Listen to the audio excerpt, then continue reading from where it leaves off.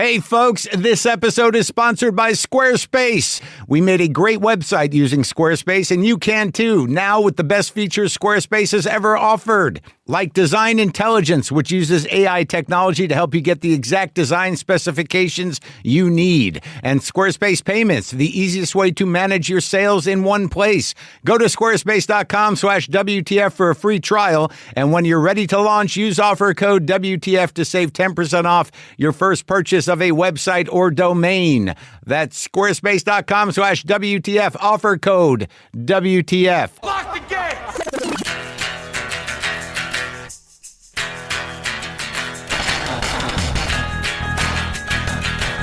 All right, let's do this. How are you, what the fuckers, what the fuck buddies, what the fuck nicks? What's happening? I'm Marc Maron. This is my podcast, WTF. Welcome to it. Welcome to all you people that have been here for a long time. Some of you new people that have a lot of catching up to do.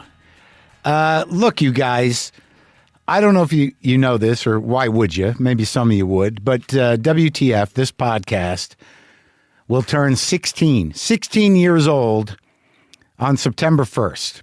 That's a couple months away. 16 years. It's a long time. And it's a long time to do anything. And it's certainly, I've said recently that I know when I'm living it, I don't feel like time is passing by quickly, but all of a sudden, you're old and you realize you've been doing something a long time. And this started, the old garage, just no one knew what a podcast was. I was coming out of a horrendous divorce. I was wanting to figure out how to continue living my life. Things were not looking good for me. Brendan McDonald, my producer, who I'd worked with for years on other things, radio and streaming related. And when Brendan and I started this thing, all we knew is we were going to do it every Monday and Thursday, and there was no way to make money. There was no way that we knew how to build an audience or anything. And it was crazy. We were doing it in a garage at the beginning that was just a garage. It was filled with junk. And it slowly evolved into the show that became what you listen to twice a week. 16 years we've been doing this. And we've decided that we had a great run. And now basically it's time, folks. It's time. WTF is coming to an end. And it's our decision. We'll have our final episode sometime in the fall. It was not some kind of difficult decision necessarily. Neither me nor Brendan, who are the only people in charge of this operation, on every level. I record it here in my garage studio. Brendan produces it in his chair in Brooklyn. And it's always been a two-man operation. And we always said, well, how do we know when we're done? And I always said, well, whenever Brendan says so. And he always said, well, if Mark, is finished, then we're finished. And thankfully, we both realized together that we were done. And there was no convincing or pushback or arguing. We were done, and it's okay. It's okay for things to end. 16 years. And we have been through a lot. And I'm talking about me and you, the audience, me and Brendan, me and my life, me and my cats, me with my guests, me with, my equipment, me with, moving and things change. But you've been through the entire arc of my life and everything that's happened in it for the last 16 years. And a lot of it was not easy. A lot of it was amazing. A lot of monumental things really happened on this show. And this was a show that was started when there were no podcasts. And now there are nothing but podcasts. It's been an incredible time. in my life, in Brendan's life. We've done things that we never thought we would be able to do. Because of the podcast, my life changed dramatically. All the things that I set out to do before I did the podcast as sort of a Hail Mary pass, to be a stand-up with an audience, to try my hand at acting, to have experiences with other people that were, one of a kind and completely exciting and unique and engaging and revealing, to talk to a president in my garage.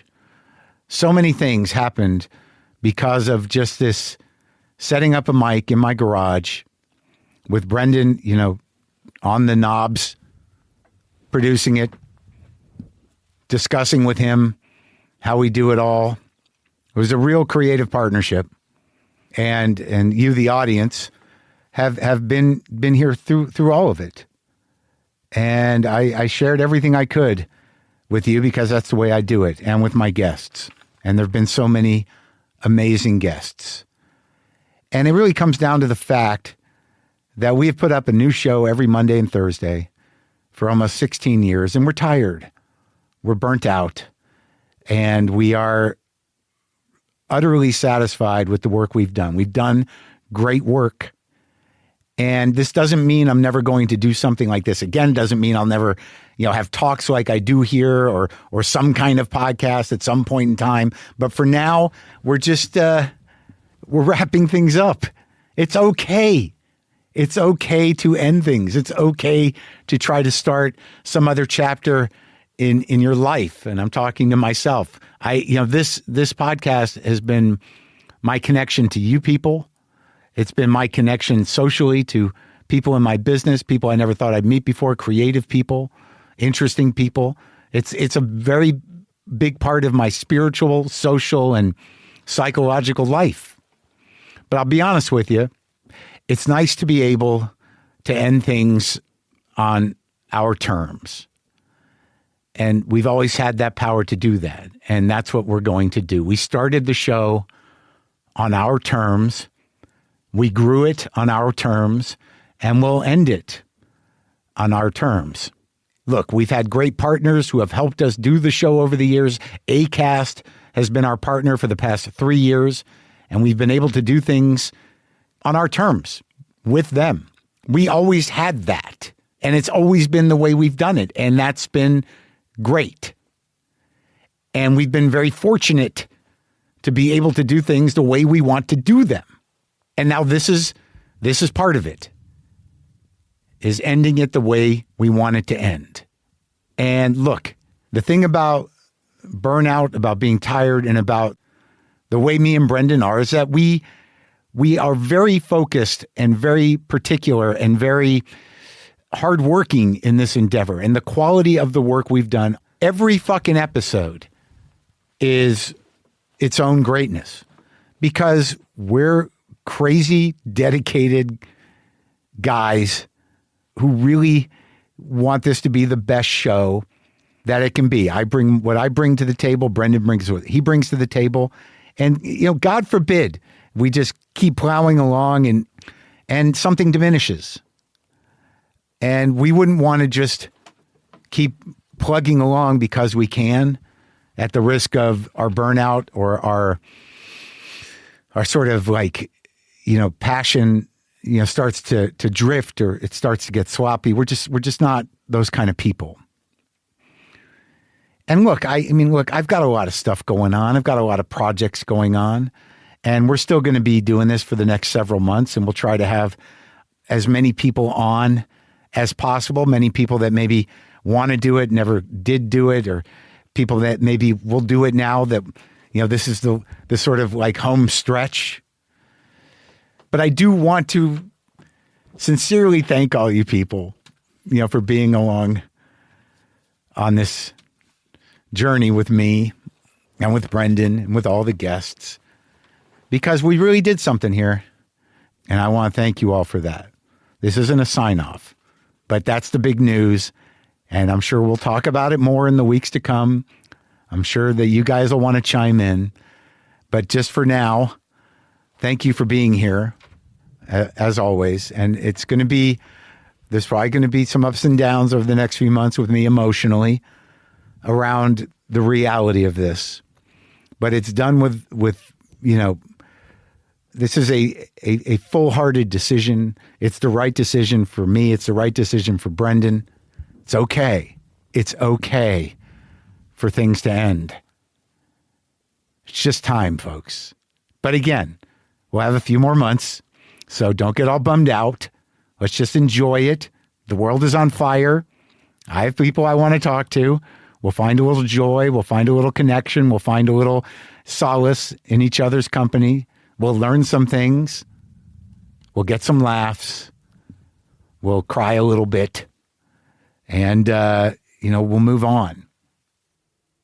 That being said, the first guy to hear about it was my guest on the show today, who's a good guest for this particular episode. John Mulaney is here, and he's been listening to this show since the very beginning. He was also on episode 551 and episode 743. He's been through a lot since then, I would say. He's currently hosting the Netflix talk show Everybody's Live with John Mulaney, which had its season finale last week. So, yeah, I get to break the news to John.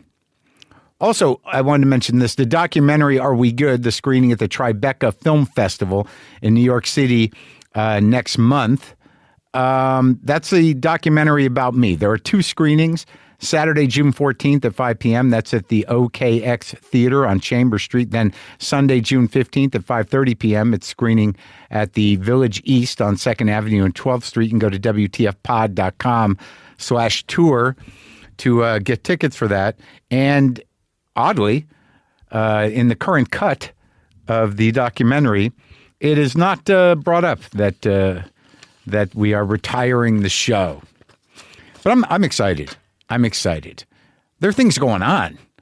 I mean, I just went to the premiere of Stick. That's the show I'm in with Owen Wilson. I will tell you about that. Will I? Yes, I will. First, though, I was just talking last week about the great heroes of art and culture I've encountered in my life, all the things that celebrate freedom of expression and diversity of creativity, the stuff that expanded my worldview and helped me see life through other people's eyes. Yeah, like Art Crumb Comics, underground art, weird music like The Residents, so much stuff. I can't imagine where I'd be without all the things that took me to that edge of human expression. And it's a damn shame to see people trying to steamroll and bury the arts. You don't need me to tell you that the arts are experiencing funding cuts that are unprecedented.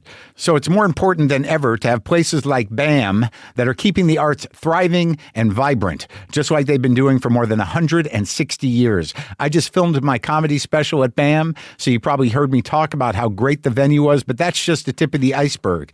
BAM is a world-renowned hub of theater, music, opera, visual arts, films, literature, and of course, its cutting-edge dance programs. This is North America's oldest performing arts center, and when you give to BAM, you invest in the future of a unique artistic community. You help make their iconic spaces accessible to all. You help create a welcoming home for diverse programming, and you ensure that there is always a place for artistic risk and innovation. Give to BAM today. Go to bam.org/support, because this is where we're at.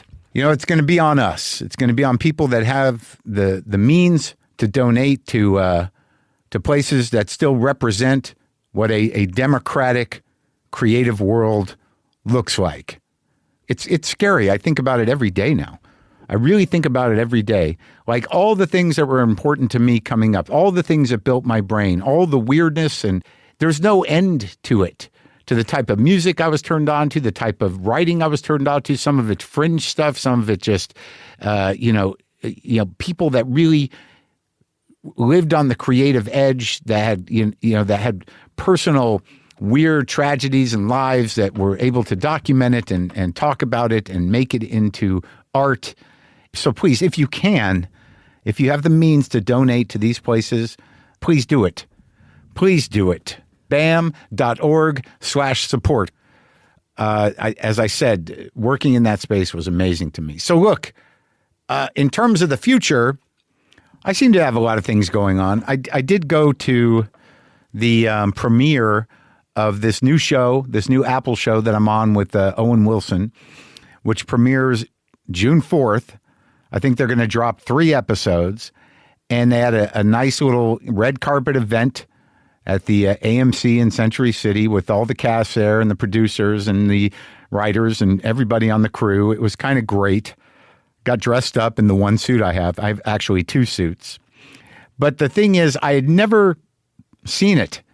I didn't watch any of the cuts. I was trying to do what Owen does. Owen doesn't watch anything he's been in, ever. He's never seen anything he's been in. I talked to him about that. I understand that, but, like I did this independent movie that I wanted to see the rough cut in case I had any suggestions. I was a producer on it, and he was also a producer, but I guess of Stick. But he explained it to me. He said, look, that fight scene that you and I had, I remember it as like the greatest fight scene ever, because it was not a real like stunt-driven fight scene. It was an emotional explosion between 2 old friends. He says, I just remember that as great. Why not just hold on to that? And I respect that. So he actually went out during the screening itself. He went out with his brother Luke to get something to eat. And, I watched it, and I got to say, it's going to be a touching series. I feel like I did pretty well in it. I feel like I did the character. I represented myself. I was doing some new things for me in terms of acting and how I was approaching it. But I got to be honest with you. This series is a heartfelt, heart-wrenching experience, and the comedy balances out the emotions pretty well. I think people are going to enjoy it. I think you're going to enjoy it. And it doesn't matter if you don't know anything about golf, because, I didn't, and I'm in it. And sometimes when they're interviewing me on the junket, all these outlets are interviewing me about my relationship with golf, I almost feel like I should lie, but I don't. I did learn enough, I think, to portray the guy that I portrayed. I didn't need to step up and look like a real golfer, but I think I could look like a real caddy if necessary. But mostly in this show, I was an emotional caddy, I think, for a lot of the characters.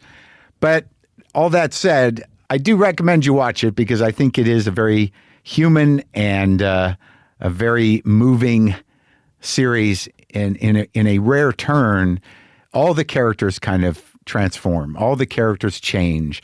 And that's really what you want from an arc of a story about any character, is that they do change. And this is a kind of found family. Is that what you call it? A kind of makeshift family of underdogs who are kind of moving towards self-realization and trying to let go of some things. And it's kind of a beautiful thing.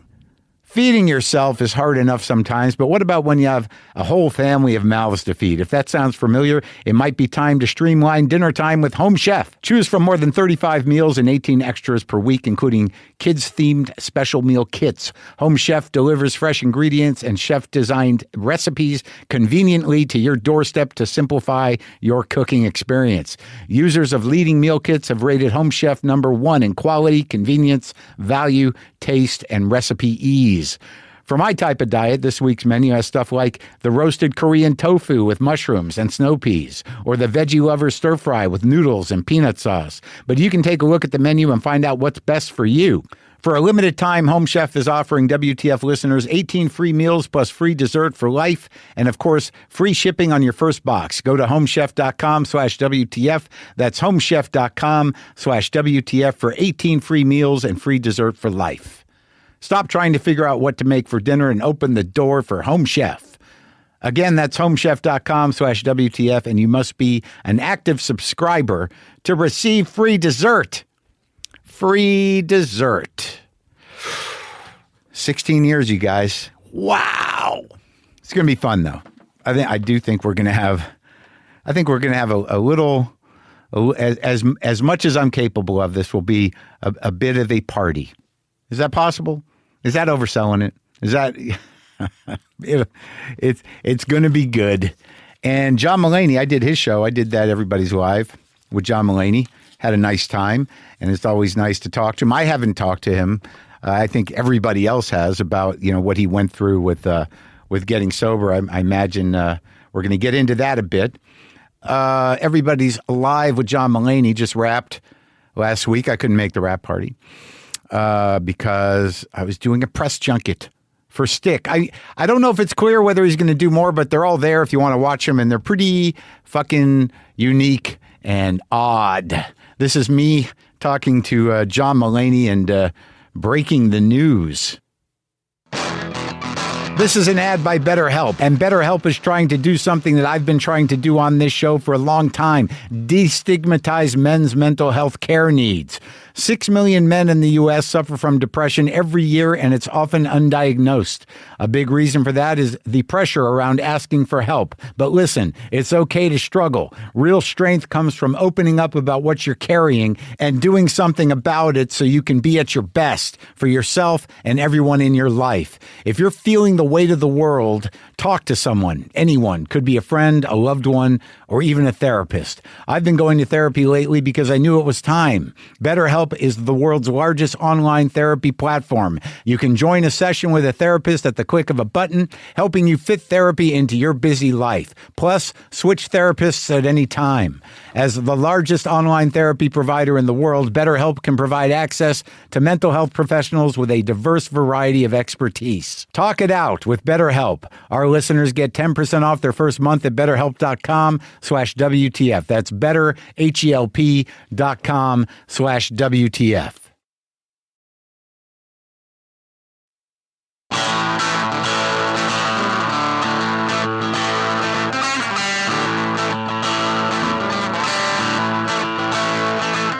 Heavy shit, man. Jacques Derrida. Yeah. I mean, I felt like I took a crack at Derrida and Foucault and those writers in college. Yeah. And all I can do is say their names. And I'm like, we're pretty smart people. No, I know we tried. We tried. So I think what were they doing is the real question. Well, I think you have to be it's part of a evolving language of philosophy. Yeah. So if you're not going to read the Heidegger and you're not going to read the Kant, yeah, it's hard to make the jump right into the Derridas and the Foucaults. Yes, they have deceptive introductions, I feel like. I often am lulled this is into for things, everybody. like I'm going to be able to handle this one. No, and then, it's literally a different language. Yes, it is. And I think the most accessible one was that Baudrillard. I think Don't know it at all. You can read that guy. Okay. He's of the same ilk, but he was a little more poetic, and he dealt with things that you can kind of see in life as opposed to think. Yeah, what was his first name? Jean Baudrillard. They actually made one of his coffee table book. Yeah, I was kind of obsessed with knowing that stuff, but not unlike you, I possessed the books. I possess the books, I possess the desire, and I carry myself as if I've read them. I think that's your great trick, John. Yeah, thank you very much. I would like to give off that I have read those and thought about those. I think the more I see of your show, the more I realize we're similar.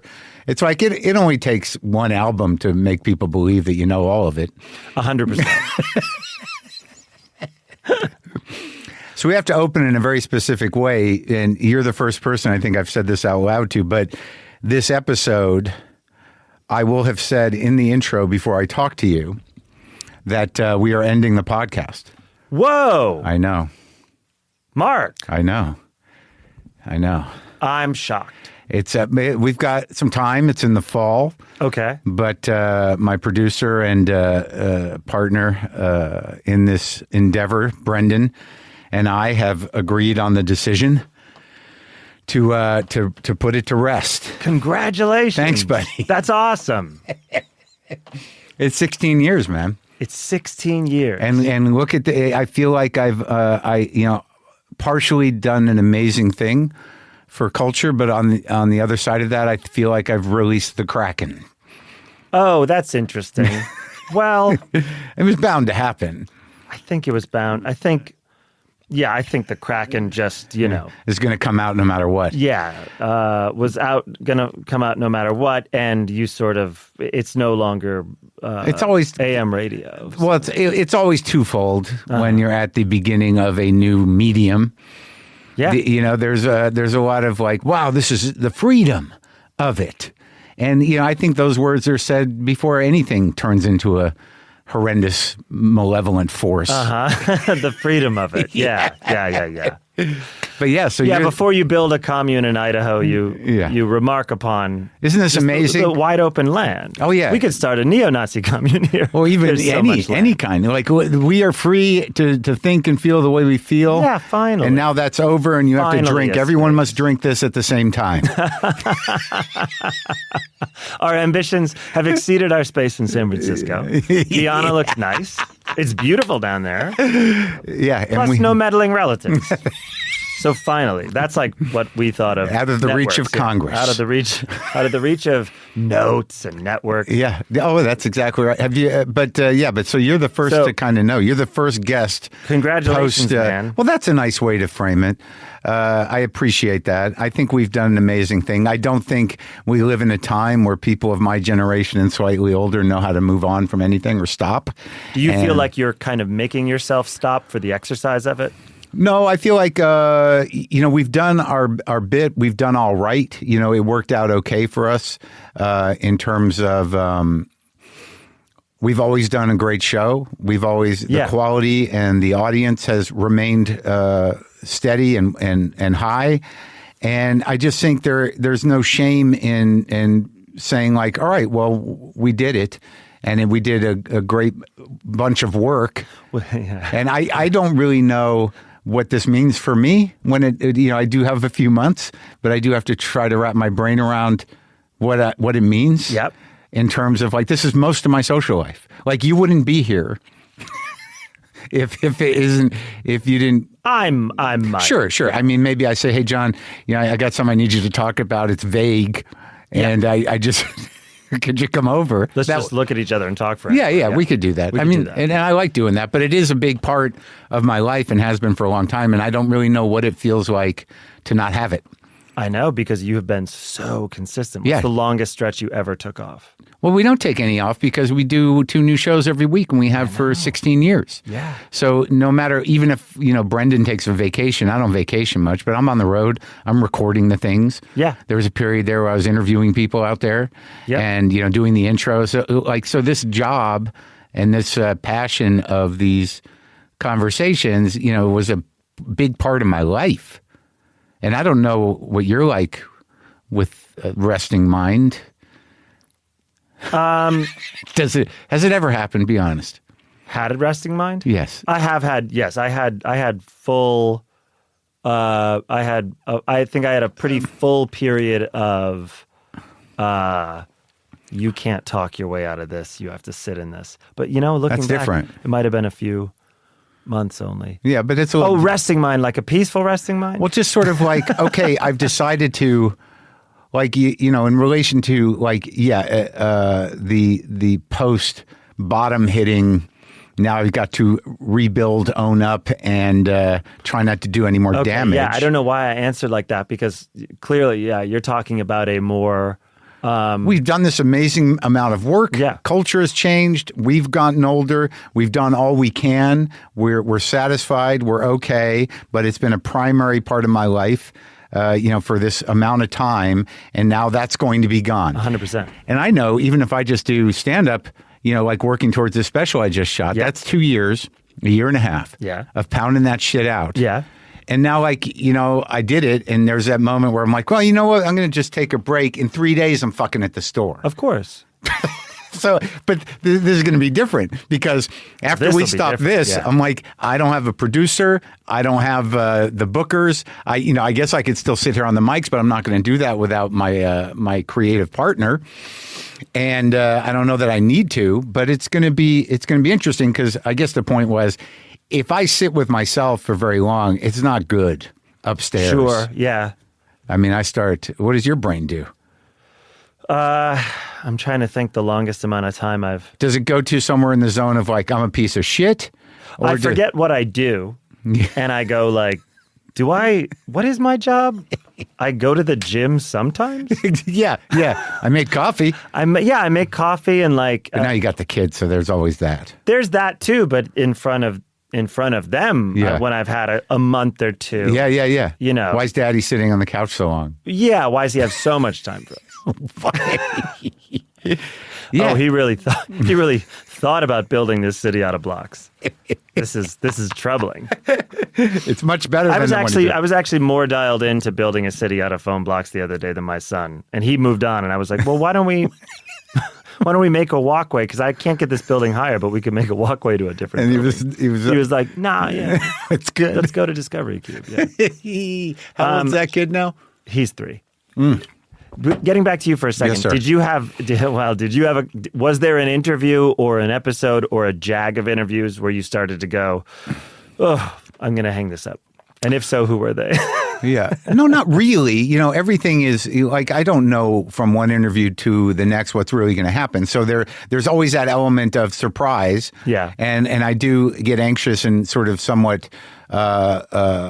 dreading every one because I really don't know what's going to happen. So there's been moments where it's been a job. Yeah. But it wasn't interview specific. Okay. It was just sort of like, we're kind of short on interviews. We're going to have to do 5 this week. Right. Yeah. And then, and there have been ones that have been disappointing in that I couldn't get through or whatever, but not, it was never, there was a sort of point where like, how many actors do we have to do? 100%.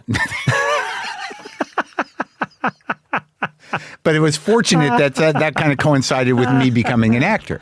So there was that interest at least. But to the average person, are they going to talk about craft again? That's very funny. It's like the guy who's just listening in his car. It's like, I'm going to listen to Paul Dano talk about animal work. A penguin, huh? Now they're just doing Alexander technique on the air. Exactly. There's been jags like that where it's like, for sure. But fortunately, because Brendan, my producer, like sometimes he comes up with ideas and I learn things. There was a period of professional wrestling, which was not totally my thing, but it was his thing. But I can engage with that. Generally, I can engage. Yeah, but you can engage with everyone. We've also talked to almost everybody. Yeah, probably. No show has had the quantity and quality you've had. Crazy. Like, I've dipped in and out over the years, not out that often. You were an early adapter. I was an early adapter. I was on the show for that first time live at Comics, I think. Back before before you even thought. Before we did the one-on-one? Yeah, maybe. Yeah, no, there's definitely a live one. Different episodes had different formats, right? Well, that was only trying to make money. Yeah, 100%. The live ones were, we had created a pay site so people would buy them because we were stuffing envelopes and doing tiered donations. I had a house full of envelopes with T-shirts and stickers for the high-tiered donors. It's been you and Brendan since 2009? Always. Oh, wow. He was always, it's just me and him, period. Yeah. And I just mean he and you started it. Okay. I've been with Brendan since 2004. Wow. I met him when he was 24 years old at Air America. He was an associate producer. Just come out at WNYC. He was on Morning Sedition? Yeah, oh yeah. Okay. Yeah, I've known him since he was a kid. That's amazing. And for the first 5 years of doing this, he couldn't say he was the producer because he was working somewhere else with a no-compete or something, a non-disclosure or whatever. Yeah. But he couldn't own it. It used to drive me nuts. That's so funny. Because he was just he was the mastermind. He was the wizard. And I'm like, I don't know. I got this guy. Yeah, I got this guy helping me out. Yeah. This is the worst. That's so funny. Yeah. Are you going to miss the, I'll volunteer this. I would certainly miss the, hey, good show this week. From a passerby or a friend or an... I don't know. I have a lot of people that have been sort of, because outside of the interviews, the narrative of me, has really made me very close to some people. For sure. On their side. And I appreciate that. And I don't know. That's the big question. Will whatever small amount of relevance I have in this culture, and we all sort of worry about relevance on some level, when that goes away, and part of it is delusional in my head anyways. But I always think I'm not quite relevant enough or, am I relevant? Yeah. But with this out of the picture, I'm sort of I could close my social media accounts and be okay. Interesting. I don't know, dude. Why did that give us both a start? I don't know. Close our social media Can you account? imagine? We stared at each other like, whoa, now Mark, slow down. I know. But I think it would be helpful and healthy. I'm 60. I'm going to be 62. Yeah. There was a time in this country where people were like, I'm winding it up. Yeah, but not show people. I guess not. They just keep going. And Yeah, of sometimes you course. look at them and you're like, why? Why? Because why not? Because, like, to me, It's still fun. to do it. Yeah. But sometimes Well- you may not know when you go out there, people are like, whoa, geez, he's... That's where a little bit of our, when we're in that groove of inflated self-esteem versus crushing low self-esteem, that's why it's helpful. I don't know, man. I just saw You go, some... I think, you hear that pop when I walked up there? which one? No, you. Oh, yeah, you yeah, tell yeah. yourself that. Yeah, when yeah. you're 75. Sure, Yeah. sure. Oh, Hey, they they were pretty surprised I was there. Yeah. As you're looking out at an audience of 75-year-olds. And still asking them at the cellar to act like you're a special guest. Hey, anything can happen here. Yeah. Even this old ass man can walk up here. Well, they can, dude. Yeah. And they do. I just saw footage of Angus Young. Yep. And for the first time in my life, I'm like, ugh, uh-oh. He's this fucking little old man. Sure. You know, and it's like hard. And I did a whole bit about the Stones on that level. And it's just, there's something about your heroes pounding on. Yeah. That it makes, you want them to be immortal, God damn it.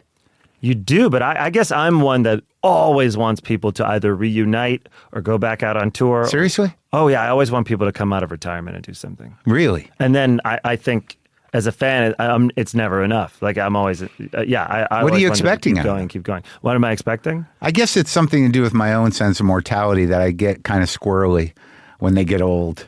Okay. Do you know what I mean? Where I'm like, Yeah. oh, it's like that bit I did about when the day that Mick falls down, when he's in the middle of it, and then you got a room full of baby boomers going like, that's over. Yeah. He's down. He's down. Yeah. Everyone fanning him with menus. Yeah. You okay, buddy? You okay? Yeah. But the frailty of it all, I don't know, man. How's your stand up? Well, it was sort of slightly neglected when I was busy with some other things, and then I've been doing a ton of spots because I've been doing longer monologues on this Netflix show. And that, I appreciate so that. I started kind of working at it like I appreciate the effort of that. I appreciate that. Thank you. Because it's been fun to do. There was a period there where I thought, I had a pilot for a talk show many years ago at Comedy Central. Yeah. Back when it was still half run by HBO. I did a pilot for Comedy Central in probably 2000 and I don't know. Whenever. Well, it was before The Daily Show started. They went with The Daily Show. Okay. And I did something called the Marc Maron Project. This was after Short attention span. Right. And Chappelle was my guest and Steven Weber. There was a big, Yeah. But Chappelle was still like a kid almost. And I was going to the Museum of Broadcasting and watching Jack Parr shows. Yeah. Because I wanted to figure out how to do the long monologue. Yeah. And if you could hold it, like if you could keep it compelling. Yeah. Enough for people to want to go for the whole arc. Yeah. Was that your feeling? A little bit. Yeah. Could you hold them, and could you relax out of having a monologue cadence? Yeah. And would they follow it? Right. And that's not groundbreaking. Other people have done that, but it was. I just wanted to see. Richard Kind announces me. Yeah. We've just had the titles, energy, Yeah. and you want to go, welcome to my show. Yes, this is the only show on Netflix where punchline. Yeah. And then kind of Tell a story. Yeah, tell a story, get out of that. Yeah. And again, and tell it to the camera too. Yeah. As well as Right. the folks in the room. Right. And just feel like, we all have a bit of patience right now. Yeah. As we go somewhere with As we enter this. Yeah. We don't know where it's going to go. No, not totally. And we don't know if it's related to that night's themes. We know it's not related to the news. Now, in the conception of this thing, how many have you done now? As of today, we've done 11. We're doing the 12th on Wednesday. And that's it? That's it. Have they said we're doing more yet? Yes, there was a plan to do more, and we're figuring it out. Yeah? Yeah. Are you gonna? I never know what to say to that. Well, here's the question. I'm just thinking about. You're thinking about Wednesday. Yeah, I'm thinking about Wednesday. No. Yeah. Well, here's the question though. It's been very enjoyable, and it's been very enjoyable, and I I have really felt the 12 weeks in a row. It's a lot. Imagine if you're doing it every day. Yes, though, we would scale back what we were doing if we were doing it every day.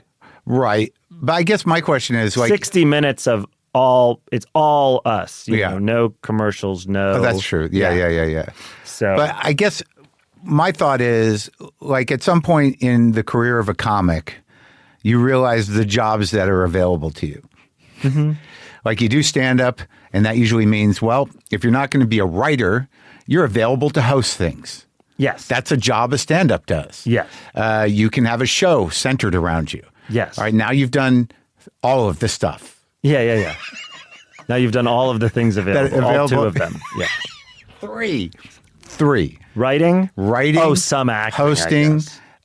Being center of a show. Yeah, that would be the acting. Yeah. And then just your stand-up. So there's really four things. Look, hey. Yeah. Well, I think Brian Regan, for a lot of us, had a different path of you can be an industry out on the road. And then you, Marc Maron, can be an industry in my house. Created a fifth one, yeah. The fifth estate. Yeah. No, you really did. Yeah, I've created an entire culture of entertainment fueled by, aspiring afternoon drive time radio personalities.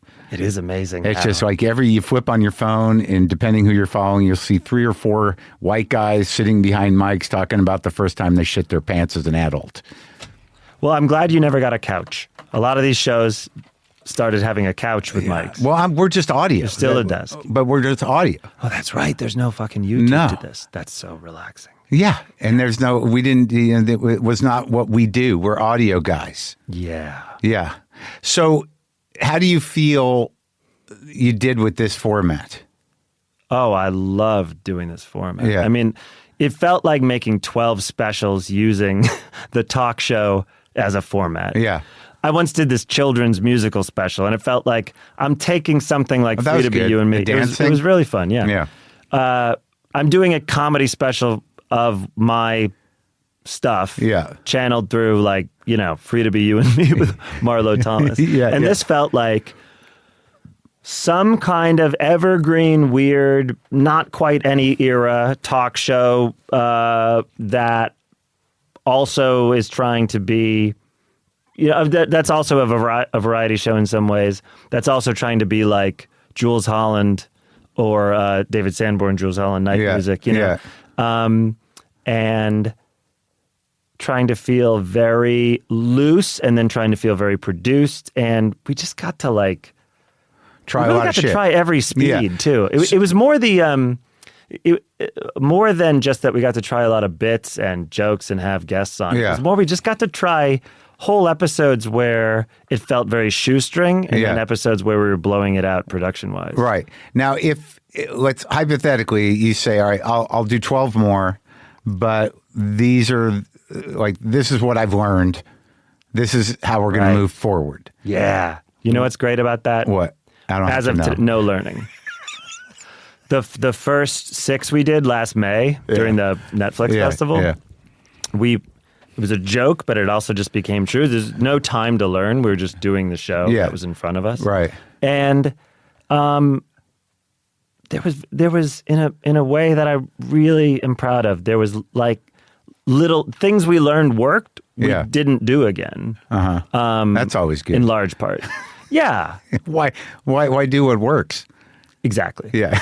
But because other people are offering that, if you want to see that, and that's great. Go, oh, this type of bit worked. We'll just do tonight. Next week's episode will look like all the most refined parts of the first 5 weeks of episodes. Right? Well, there was a lot of talk about how or a couple of people I said, well, they're finding their their legs. They're finding their legs. Yeah, it's sort of like what Conan did. They're finding their groove. Yeah, for 4 years. They seem to be finding a rhythm, and But and I kept watching, and I'm like, they're not though. Thank you. I really appreciate that. Thank you very much. I really do.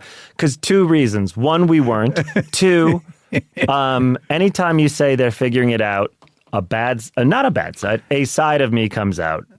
They've found their groove. Fuck you. No, we haven't. Yeah. I'll do it blindfolded. And also, when they say things like they're figuring out, it's just a diplomatic way of saying it's not good. Oh, I think they just say it's not good when they don't like it. Oh, really? Yeah, I think we're no longer living in the decent era of, they're figuring No, I think people want the best for you, John. Oh, that's nice. They want you to, you got fans, and they're like, yeah, he'll figure it out. Oh, yeah. Oh, that kind of thing. Yeah. I thought you meant, well, sometimes critics like to say, like, they found a groove, and it's almost them saying, like, because they took our notes. Oh, know? Right. Yeah. Yeah. What has been... And that's the most exciting thing to them. Yeah, sabotage. Yeah, didn't listen to you at all. Didn't even read it. Yeah. No, read it. Yeah. Thought about it. Yeah. Rejected it. I hate when advice read, advice rejected. Well, I don't like when critics are correct. It bothers me because it feels like I have a blind spot. Oh, but do you find when they're correct that it's something you already had thought of? Well, no, I think sometimes if I trust the critic and they assess my work, yeah, even if it's a good review, there's usually that one paragraph. There has to be. Just to keep their edge, and where they need to show their face at wherever critics hang out. They need to keep their head held high. That's right. There's the three critics that really exist. But I often think about the one thing that they're sort of critical of in a real way, and I kind of mull it over. Yeah. And sometimes I've learned things like from critics that I think in retrospect were probably correct. I don't think I listened to them at the time, but eventually it turned out to be kind of right. Yeah. Yeah. Well, what has the critical response been? We've had some really, really dead-on, excellent pieces written about the show that I think have captured that there's something intensely personal about it, even though I'm working with 8 amazing writer-producers who are, the voice of lots of pieces. That a couple of people, my favorite pieces were zeroing in on, 2 favorite types. Zeroing in on, they're just kind of, this show is just kind of going where it wants. Yeah. And they, in a mature way go for better or worse. Right. They're just going. Yeah. He wants to talk to John Cale and Maggie Rogers. He's going to. Yeah. You were there that night. Yeah. Give that a try. I got my own show. There's no way I'm not going to talk to John Cale. Yeah. It's funny though, because for the most part, it seems you forego segment producers when it comes down to guests. Mm-hmm. Like I'm pretty reliable. You didn't have, but I know how to work with a segment producer. For sure. But I think that on another show, if someone was going to talk to John Cale, they would be like, well, let me just see what he's got. Oh, yeah. No. You didn't do that. No. No pre-interview. Yeah. No social media ask. Right. We try to make it a very light lift for guests. Yeah. It's also it's a talk show designed by someone that's been on a lot of them, so we did without some of the things I find inconvenient, such as preparation. But do you think that works out when you don't have a pre-interview? For me, it really does, and I'm not trying to be naive that a meandering conversation. Oh, so it keeps you engaged. It keeps me engaged. It's also, I just had to look at it like there are 5 guys out there who do that so well. Right. They do it really well. Throw to stories, basically, and then make are jokes. Just excellent at knowing I'm going to get this guest to do this, not just tell the story or do this bit or go over this piece of, go through this news item about them, but we're going to do it in 3.5 minutes or 4.5 minutes. Yeah. It's a real art. Yeah. But there's a lot of people doing that. Yeah. And I wanted to, one of my favorite moments in the whole series was Tina Fey was on. And spur of the moment, I went, do you collect anything? And she went, no. And I went, neither do I. And then there was like a 1,000. And then we moved on to the next topic. And there's something about, there's something about what Larry King used to feel like. Sure. Where he'd be talking to a caller. He'd have on Andy Rooney. Yeah. And Andy would go, what are you talking about? He went, no, am I wrong? And he'd go, yeah, you're wrong. And then they'd move on. Yeah. Did you ever do an interview with Larry King? I did what was the internet I show? did that too, yeah. It was fun to meet him. Yeah, it was fun to meet him. And then I also interviewed him at his house, which was not a great day. Because I walked in and he goes, you're late. Oh, interesting.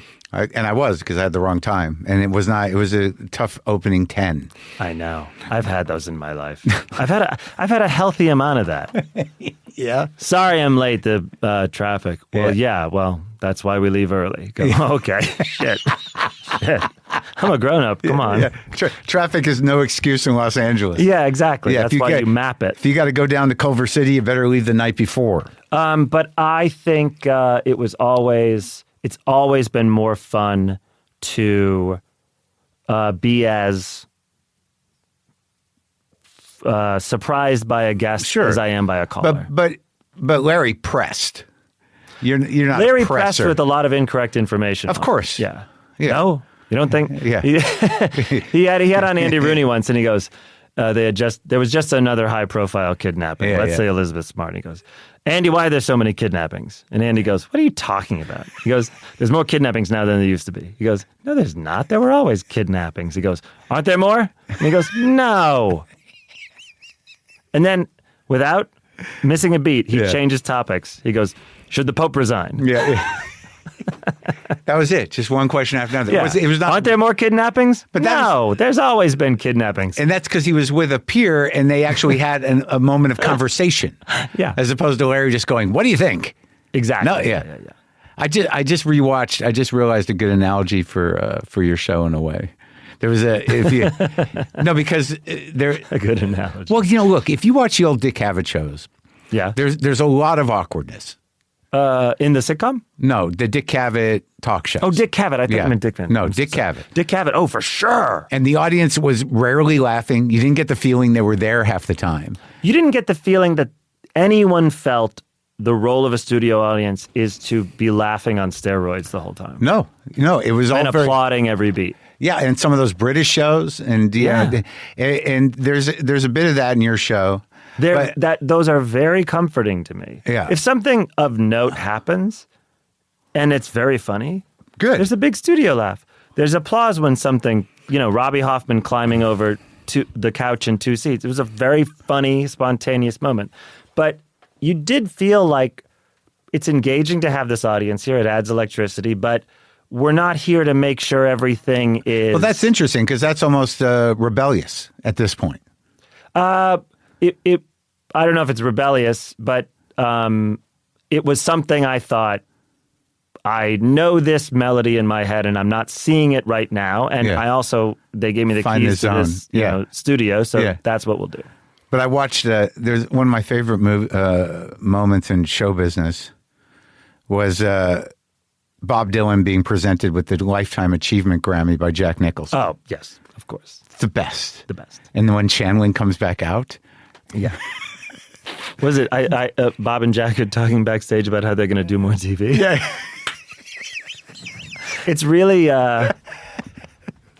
it's great because Dylan seems to not, he tells that, he does that thing about, my father said. Yeah, he said a lot of things. Yeah. And even, was it like everyone will forsake you? Even your parents will, something like that. He said that before that. Yeah. But there was that beat of like, well, it's like my father always told me. And they waits like 15 seconds. Yeah, he said a lot of things. He told me something. And then there's that whole weirdness where Jack doesn't really know where to stand while Dylan's getting the award and he's moving around. It's great. Yeah, it's great because what used to be just the human time frame is now kind of in the cringe column. It's why I love the Rock and Roll Hall of Fame induction. Yeah. Because none of them are used to talking. None of them are used to talking. As you move down the line, also start with some of the fringe members and end with who we consider the front man. Yeah. Don't go the opposite way. But they always go the opposite way. And then they get into like someone who didn't get royalties. Like, come on, Debbie, come on. Let me play. All right, fine. But they also, they couldn't have had more notice that they're going to get an award. I know. And they couldn't have prepared less. They don't think to, hire a writer. And people who are shocked, ingenues that win awards and are shocked. Yeah. Still, that once they get over the hyperventilating, they dial into a tight good speech that we all agree on is a good way to give an award speech. And that these people just get up year after year and blow it. So did you did you turn down the Oscars? Hosting it? Yeah. I did, yes. Yeah. Yeah. What was the thinking?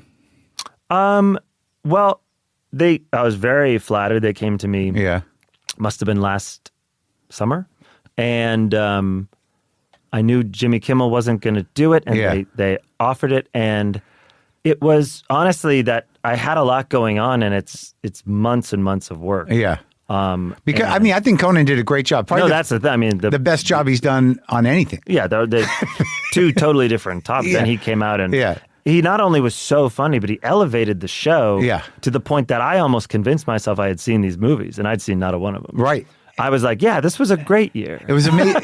Yeah. This was a great year. It was a great year. Yeah. But he also did that thing where, like, because I know him for so long, and I was really worried that he'd start sort of, self-erasing, which he does. Like he'll do a joke and be like, and he'll kind of, take it apart. Oh, interesting. Yeah. It's an insecurity. It's a habit he does.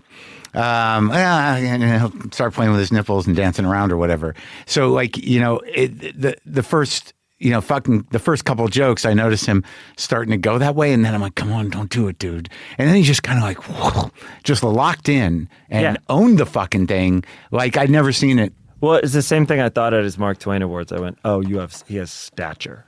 Yeah. When he's out there. Yeah. It's just this thing that has come to some of those in our business where you go, that's Conan O'Brien. Yeah. And he's in control. Yeah. And it's an amazing thing. It took a long time. Yeah. It wasn't always natural for him. But it was to me as a fan. I was like, Yeah, he's the guy. Honestly, there was no point where I thought Conan's show wasn't great. Like I sort of knew later through Rolling Stone or Bill Carter or something that he was, struggling. But as someone watching it, just as a comic, I was like, because you were a kid, but we were comics, and we were the sort of like, what? Why this writer? Who is this guy? Yeah, it's a comics job. Yeah. But but whatever. It felt like it was a time where it's like that's generally a comics job. So there was actually this envy of like our job being taken somehow. That's very funny. It's true though. Really funny.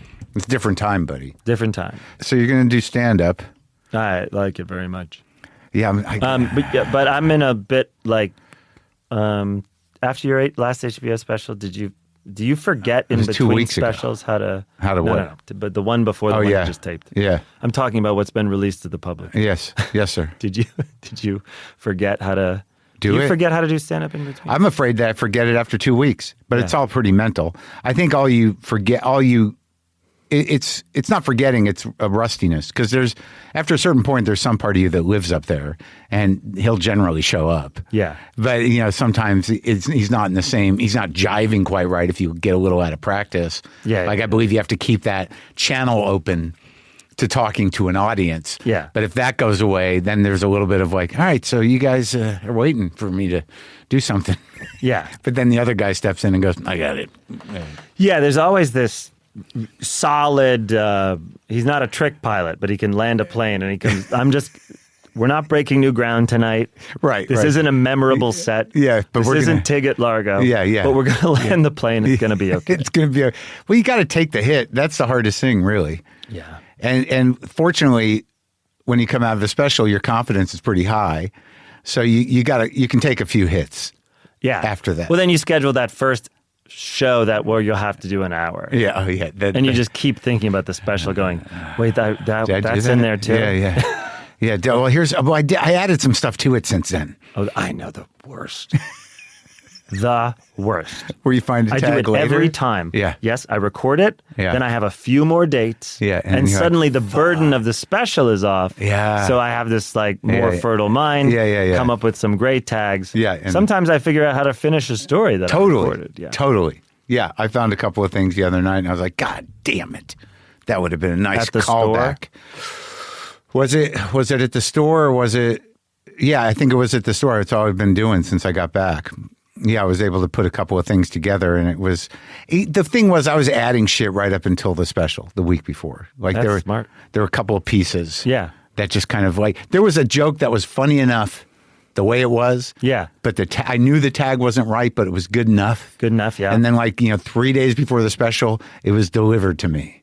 Oh, that's amazing. Where it's sort of like, oh, it was right there. Yeah. And it's perfect. And even if in time for the special. Even if you hadn't found the perfect one, it's great to just throw something in so that your brain is online. Oh, totally. Yeah, I can't. Yeah. We did Largo right before you went to Brooklyn to do it. Yeah. Right? And Yeah, I remember you close. saying, like, I'm not going to run the hour. And Yeah. I thought, that's a good idea. Yeah. You And don't want to be too... I didn't, I don't think. I don't think you did. Yeah. But I did 3 club shows in Vermont, the week before. Okay. And because I had a whole week and I'm like, what am I doing? I got to shoot a special that Saturday. I'm just Yeah. sit on my ass in New York for a week. Yeah. So I did 3 shows at Vermont Comedy Club. And then I did 1 theater show in Portsmouth. But it was so funny because I'm like, this is where just do it. Do it at a comedy club. Don't riff around with the audience. Yeah. Just stand before them Yeah. with that detachment one has when they have a completed thing and fucking do it, which is not my habit. Right. My habit is always to sort of like, well, I'm going to feel them. For sure. And I was like, be a professional, fuck them, do what you've prepared, and that's that. Isn't that what you said about your first half hour? Yeah. HBO half hour is that you were like, I'm just going in. I'm not preparing. Well, that was that. Yeah. Yeah, And it feels like that. And it was like, but I don't know if it's this medicine I'm on but I was not frantic at all. And I knew the shit like top to bottom, and I had no fears of the material at all. And because I had done those 4 shows before I went with that focus of like, did make some decisions. Like I knew going in that the political stuff up front, that it's my nature to become sort of swaggery and self-righteous with that type of material. And I made a decision. I'm like, try to just do it like casually. Right. And see how that works, because then you won't have to switch gears so hard. Yeah. And I made that note a week, in that week before, and I did it that way. That's amazing. Well, whatever. I'm just tooting my own horn. Well, you had also already run it, so you could. Sure. do it. Yeah. I could move it. I could play with it a little bit. Yeah. So what else is going on in terms of like, how's your fucking head, dude? Pretty good. Pretty Yeah. good. Yeah. Yeah. Not squirrely. Not squirrely. How long you got sober now? December will be 5 years. Oh. Yeah. Yeah. We know what they say. You get your marbles back? That thing? Or what? No? No, I have a darker one of those. Go ahead. Don't kill yourself in the first 5 years because you'd be killing the wrong person. Oh, yeah. I've heard that. That's a good one, right? That's a great one. That's not in the book. No, I don't think it is. That one. It might be in the end of the NA book when it's like, different people who wrote in. Yeah, right. Yeah, right. The stories. Yeah, the stories. Yeah, the stories at the end of the new NA book. That one always got me. And then there was one I heard, God doesn't wake up and think he's you. That's a good one. Very funny. You like that one? That's very funny. Yeah. There's a lot of good ones. Yeah. But are you actively doing the thing? I'm, I'd say I'm in a good amount of recovery talk and work. Yeah. With the dudes? You got some dudes? And well, the biggest thing is I see a great psychiatrist once a week. Oh yeah. Like a psychiatrist, full doctor. Full doctor. Oh, look at that. Addiction specialty. Oh yeah. Can cover many other things. Sure. And it's like, no, squirrely, no. The obsession's gone. Thank God. That should go by 5. Yeah. Yeah. Yeah. That's a fucking gift. I don't exist in a lack of drugs, Blow. or just like any of it. Yeah. A Klonopin to fly home from Yeah, you can't do it. from Penguins in Cedar Rapids, or landing and having to finish a draft of something, so I need 60 milligrams of Adderall. Right. You just do coffee? All of that. You do coffee? I do lots of caffeine. Yeah, lots of it. And I'm eating these nicotines again. A lot of nicotine. Did you ever stop? I did. I stopped for like 3 years. Really? Yeah, now I'm on a mixture of lozenges and the Zins. Yeah, I stopped totally. And it was fine though. It was fine. Yeah. But you know what's not fine about it? It's that sort of like, how do I reward myself? Yeah, for sure. It's really I have one non-alcoholic beer after each episode of the talk. I've been drinking those. Yeah. And I never used to. No. But now they're better. They're better, and it just feels, for some reason, I could never handle like a virgin anything. No. This somehow feels more grown up. Well, the beers now, like there's people putting a lot of thought and heart yes. into the non-alcoholic beer beverages. Yeah. They taste like fucking beer. Yeah. They don't taste like almost beer. Yes. They're not lacking. No, they're not. They go through the process. I believe they actually go almost up to the fermenting process and stop. Right. Yeah. Versus creating a fake drink that tastes like beer. Yeah, I just because I've been thinking about it like drugs lately, because I think I saw some on TV or whatever, but it really is about that knowledge that has to be drilled pretty far into you that you can't even do one thing with any safety at all. Not at all. Yeah. But it's I don't think there was never a point in the past 5 years where I deluded myself at all that I could do one. I never for a second thought, maybe I'll just do this time. But even when I think about the question was early 2020. Yeah. Like, well, do I just dive back into oblivion? That's right. But it wasn't like I could probably boot some Adderall every day and then come down with a Xanax. Yeah. It was never that. No, you always knew, am I willing to commit my life to this again? It was like, am I becoming Batman? Yeah. Because I'll have to get all this stuff. Yeah, the lights in the sky. Yeah, I'll be spending money, I'll be out late, and I'll be lying. I'll make mistakes, and people will be like, that bad night, and I'll be like, trust me, it's all part of a plan. Yeah. Well, the one thing I think about with not regularity, but I think when I get old and my responsibilities change, couldn't I just smoke weed all the time? I don't know. I know. I don't know. Well, because there's that slippery slope. Hey, it's legal, and it doesn't ruin your. But legal never. Yeah. But most things I did were legal. That's right. That's booze is legal just too. Just needed a prescription. But the weed now, and just knowing that if I did it, it's always like it's not like maybe I'll just do a hit. It's like I know that if I do that, that's going to be my life. For sure. That within 2 days, I'll be like, I got to go to the weed store. Oh, 100%. Yeah. It's like buying sunglasses. Yeah. I just can't stop. And I freak out when I don't. One of the greatest gifts is now I have a phone and car keys and I guess a wallet. Yeah. And that's it. The lack of having to make sure I have something on me is also quite a joy. Yeah, I got that with I get that fixed with the Zins. The panic of and then you get the panic and the reward of I remembered them. Yeah. And the phone gives you that too. I mean, if you don't know where your phone is, that's a rough few minutes. I guess so, yeah. Where you're like, oh shit, did I leave it at the? But I have this weird thrill now where I hope I've lost it. The phone forever. Yeah. With the Zinzo now, because it's illegal, the self-flavored ones in California because of the kids, I had to find a guy that's got them. So now I got the 2 layers of drug. Right. Yeah. They're like, where'd you get the peppermint ones? I got a guy. Yeah. That's okay. So it probably feels good to have a guy. And he's got rules no, come on, man, it's 9 p.m. He's got hours and standards, It's a little early in the day, isn't it? Well, it's a little. No, they just got to know you. You go through the first 2, and they give them to you, and then they know you, and then they don't look weird when they're going under the counter. Yeah. It's not a street corner thing. It's a store. It's a store. And which one, by the way, I know you talk about it in your special. What medication are you taking, or do you? I'm just taking the Busporin. Oh, which one's that? It's a sort of a small net dopamine thing that's for anxiety. It's not like a full SSRI. Oh, interesting. But it just works on this one area. And I think it's the joke I had about it being adverse to SSRIs is the doc says, well, there's this other stuff I can give you that generally doesn't work for people. I'm like, that sounds like the right drug for me, doc. Yeah. Yeah, well, no, because I didn't want to have any of the brain fog or any of that stuff. But I do think it's funny. There's also these things like MAO inhibitors that were sort of the precursor of antidepressants. Yeah. But you can't,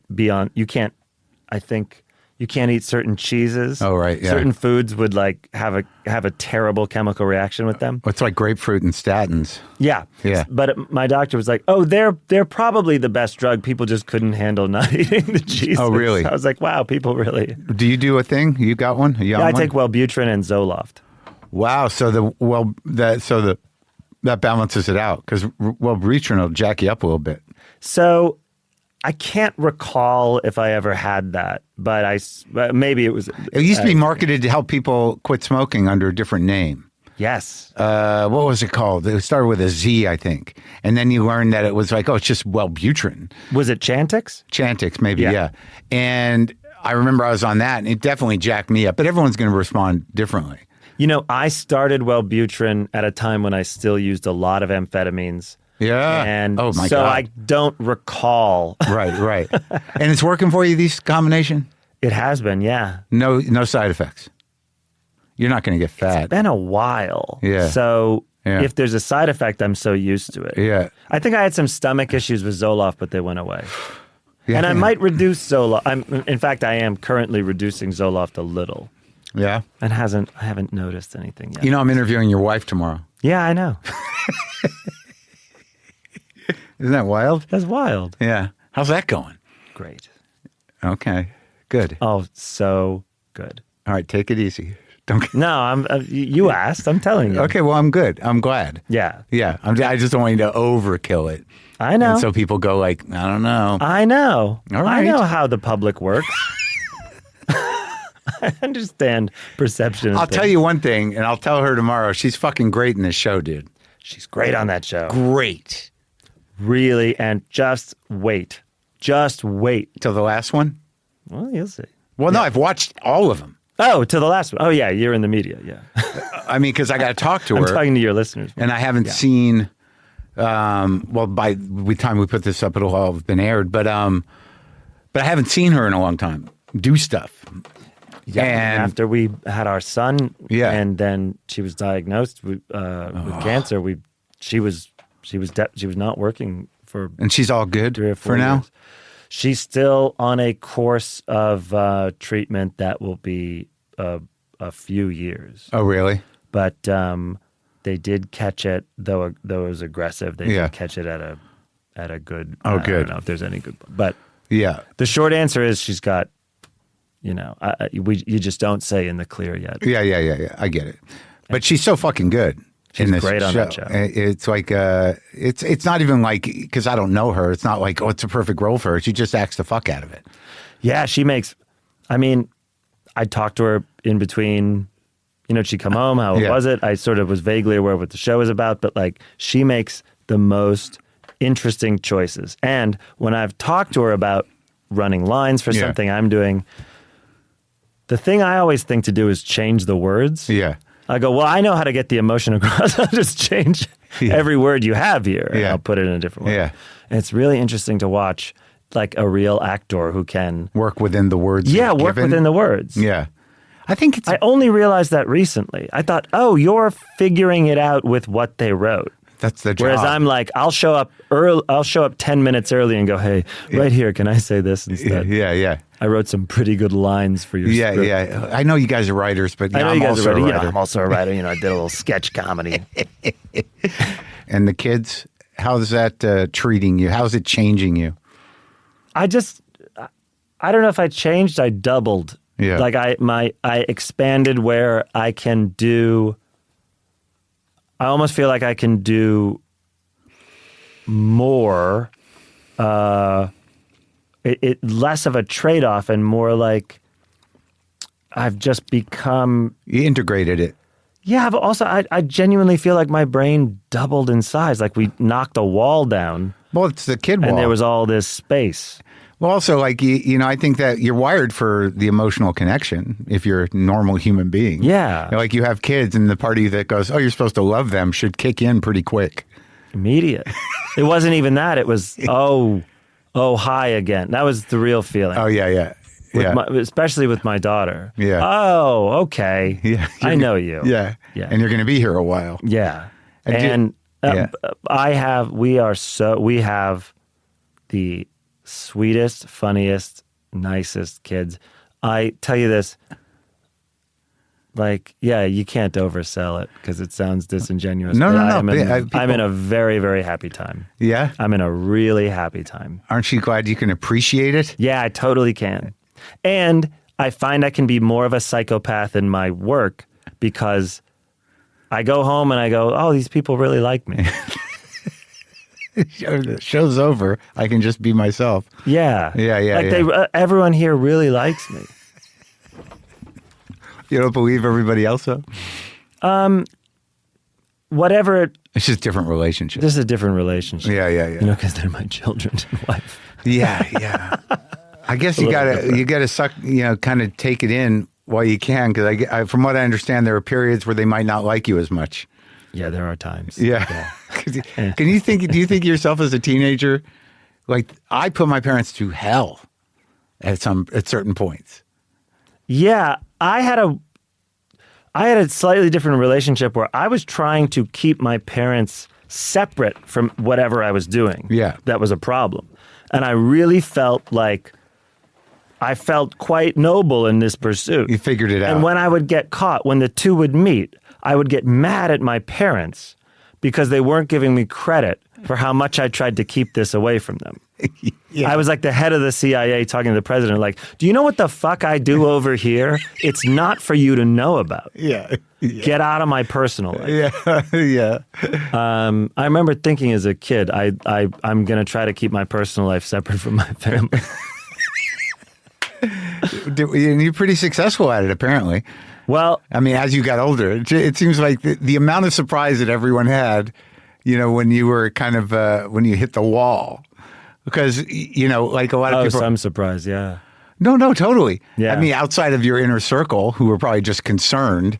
I had talked to months earlier. Remember that? When you're trying to early get it. pandemic, when I was like, hey, Yeah. about, how, you've ever heard of relapse? Yeah. Yeah. I don't know if I gave you good advice. I imagine I did. You did. Yeah. But like, it's so funny because for somebody like me, I don't know if I told you this,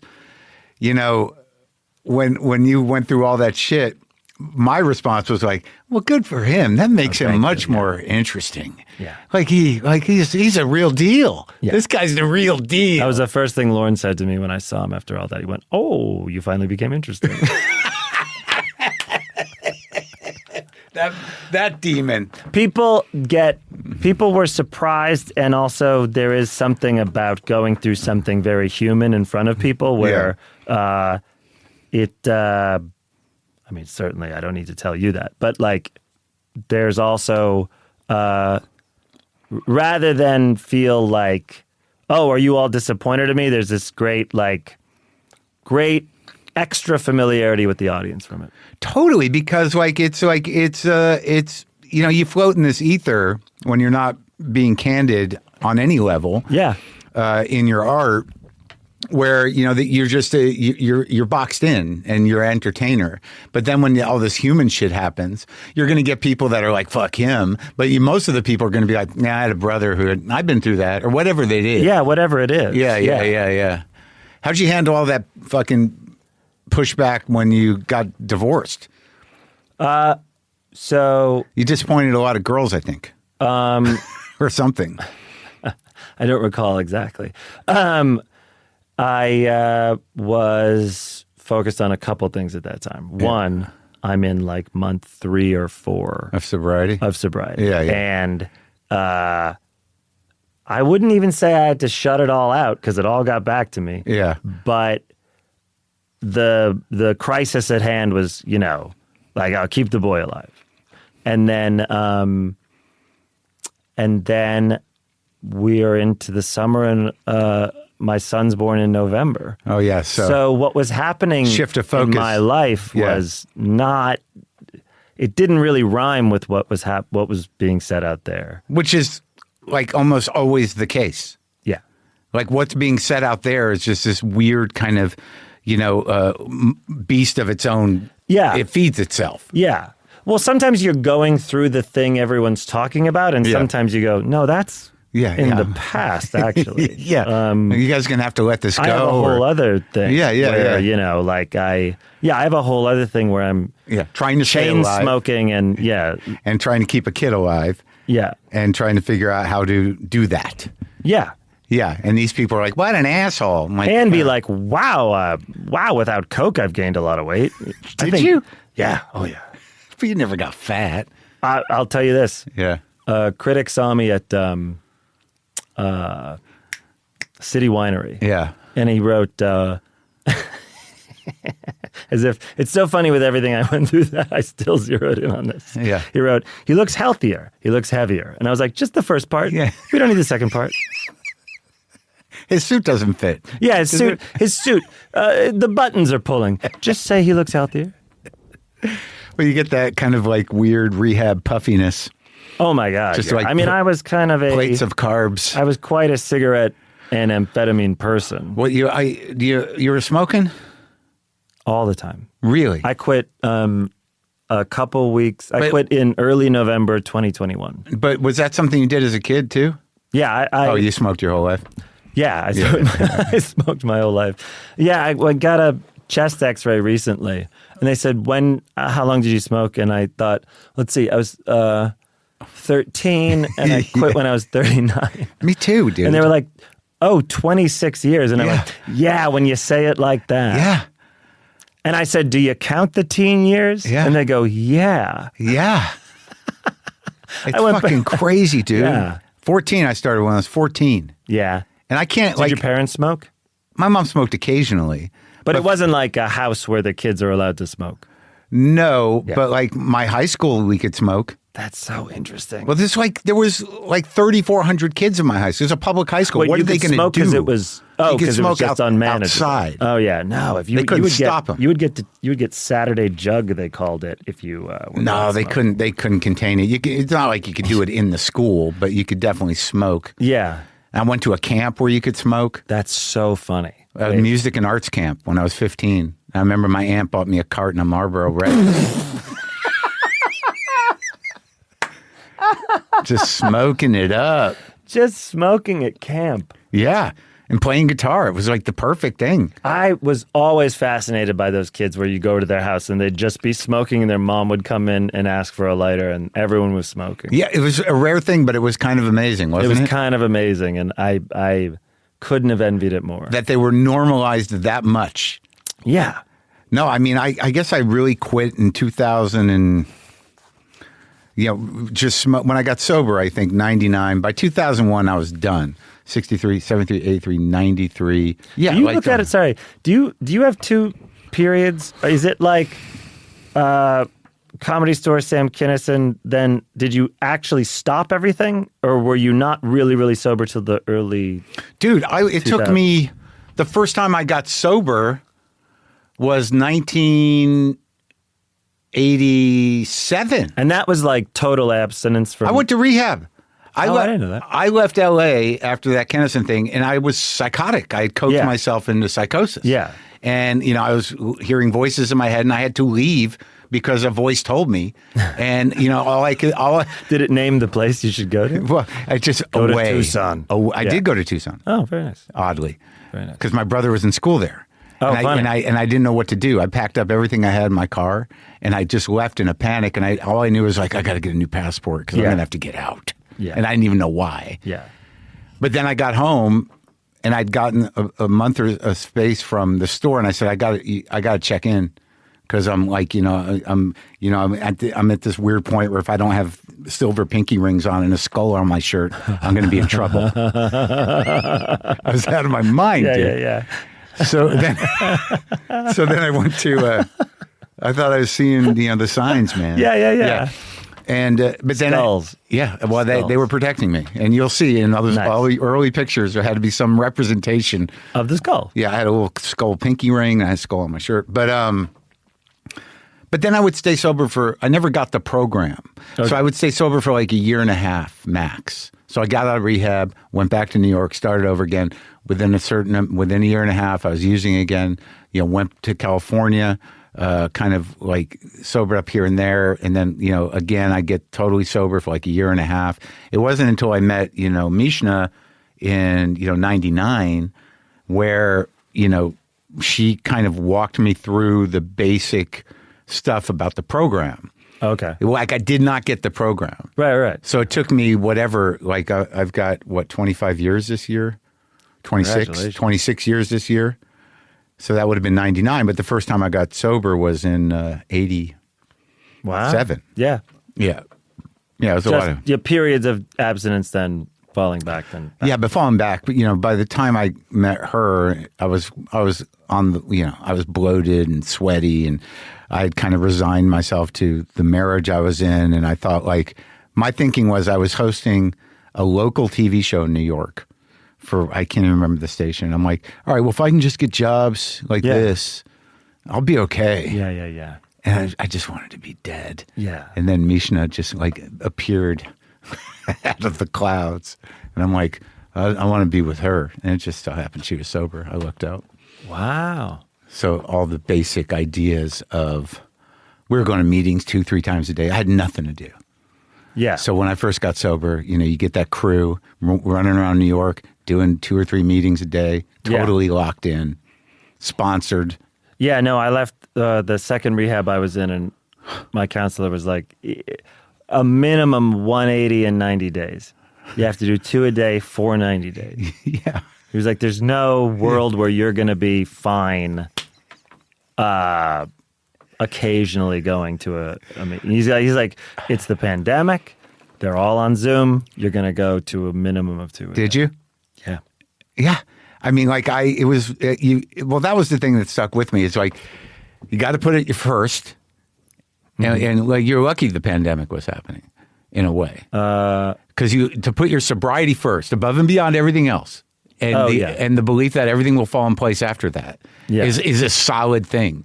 Though with my ego, it was weird because it felt like everything shut down because I had a drug problem. Yeah, I can't even get hold of my guy anymore. Yeah, I was like everything. I was like, yeah, everyone's taking this hard, and we're all just pausing. But no one's going to work. Everyone's getting their food delivered. Like, but wait, if I come over with a mask, yeah, can I still get the drugs? Oh, please. I didn't even know that the nasal tests hurt until well after getting sober. Oh, really? Because people used to complain. Yeah. Like, oh, they stick it up there. And I was so numb. Yeah. Oh, really? That I'd go to get different COVID tests for things in the early pandemic. I was like, what are people talking complain about? Yeah, it took a long time. And sadly, or maybe not, I don't go to many meetings. One of my best friends is, very sober. And I talk to him often. There's people I call, but I don't go to many meetings, and it probably wouldn't kill me.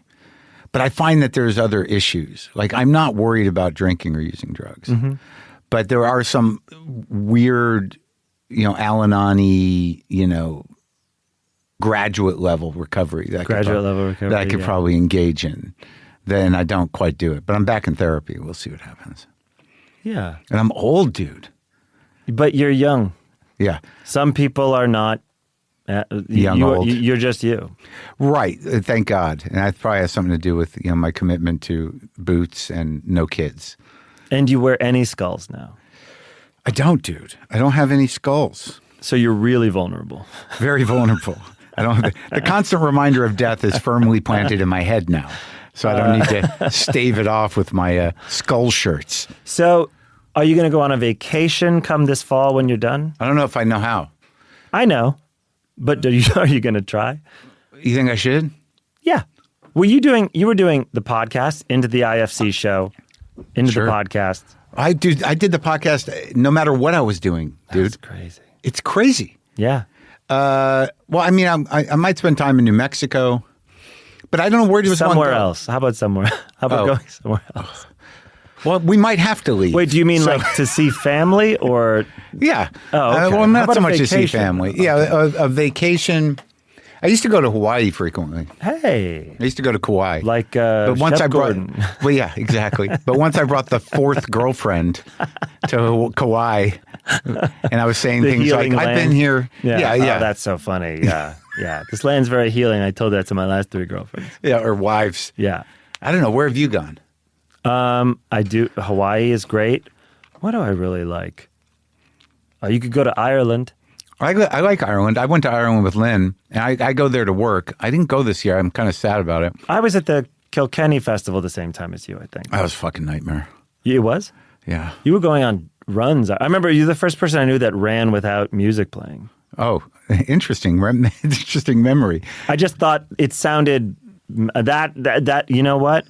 That when you were asking about taking time off and being at peace with yourself, I have noticed that I cannot do most things in life without music playing or some audio playing. I just find with exercise, running specifically, I mean, I understand the music thing, and I've done that a lot. I remember you told me, you just listen to your breath. And I was like, that sounds... But also, time goes by quicker when you don't listen to music. Really? Because, there's something about songs that measure time. I just find that if I'm running without music and my brain wanders like it does in real life, then all of a sudden time goes by.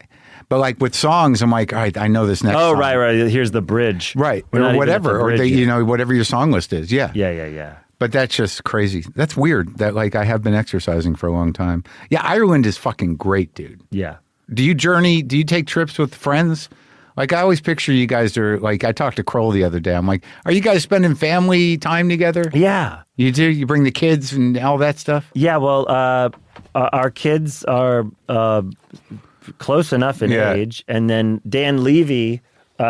he's got, 9 kids? He has 9 now. Yeah, wow. Jesus. And they live in an ultra-Orthodox community on Beverly and La Brea. He's got 3, and his daughter, Penny, was born across the hall from my son. Oh, wow. Same night. Isn't that nice, though? So do you guys do the whole, are you, traveling, we'll do, Newhart and Rickles? Yes. And then, I'll get some terrible New Year's Eve show, and he'll open the show, and we'll bring our families and... Make a vacation out of it? Yeah, and we always think this will be great. We'll get adjoining suites, and then it's just we're all in one living room with kids running around. Yeah, not great. Different kind. But have you gone to Europe and stuff? I have gone to Europe with Dan Levy, but it was for stand-up. Oh, but never let's bring the families skiing. But we would. No, I won't ski. Oh, I'm not going to do that. Have you ever? Yeah, when I was younger, and now I think about Comes it. right back. It's a little exhausting. You got to get way on the line. Look what happened to Tony Danza and that awful Michael Smith Kennedy or whatever. Oh, the tree thing? Sonny Bono? Doesn't it seem... It seems too wild. Dangerous? Yeah, it seems too dangerous. All right. I get it. Also, if... I will say this. We're talking about being in a great place in life. I do sometimes think but what if you blew out your knee and you couldn't, work out and go do stand-up and do all these things? And you had a pain medication prescription. For sure.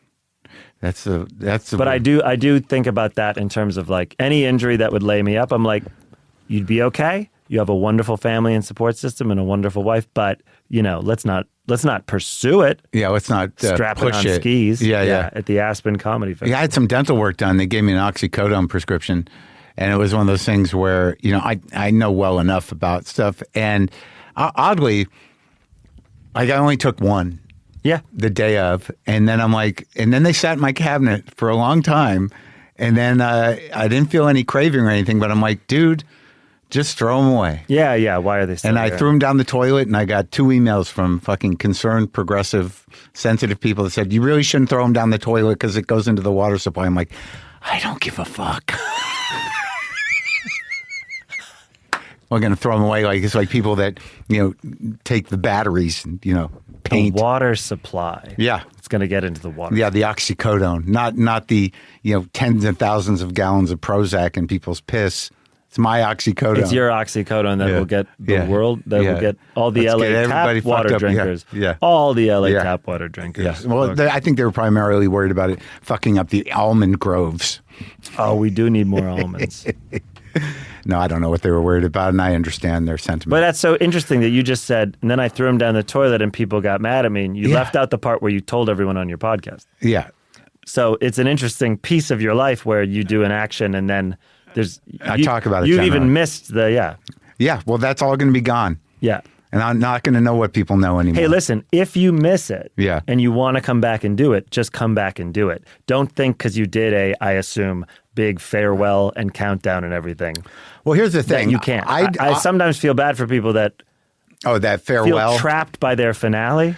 Yeah, well, I mean, I just don't want to do this without Brendan, because this guy is a genius and he's been watching my back forever. Yeah. And just me talking without someone then taking the talking and making decisions after the fact, it's not always great. In terms of sometimes I'm too candid. Uh-huh. And I'm not always aware of what's going to cause trouble. Oh, I see. Yeah. And to have a good producer, I would say things on here, and while I'm doing my monologues, I'll say, you're probably going to take that out, but all right. That man, I have to say, he is quite good, because the flow of it, I would never guess things are out. Yeah, he's the best. So I don't think I'll do this without him. And then the other thing is, it's well, you're an interviewer. There's jobs, you could do that. I'm like, why? Yeah, why? How am I going to do it as good as this? On a what TV format and why? Yeah. What's the point of it? I can't. What am I going to do? Yeah, I don't know. But I'm not. I'm just gonna. I'll do the stand up, and maybe I'll get better as an actor and do that. And then if you ever want to interview someone, there's always terrible Paley Center panels and 92Y. Oh, that's interesting. Yeah. Whenever you feel like I'd like to host an evening. Yeah, get me into the live moderating game. Symphony Space, 92Y. Paley I've done those. Center, I've done those. FYC events. Yeah. The future is bright, my friend. Maybe I'll just kind of figure out a TED Talk. And do people still do those? I don't know. Yeah. All right, buddy. Good talking to you. Hey, man, congrats. Thanks for having me again. Yeah.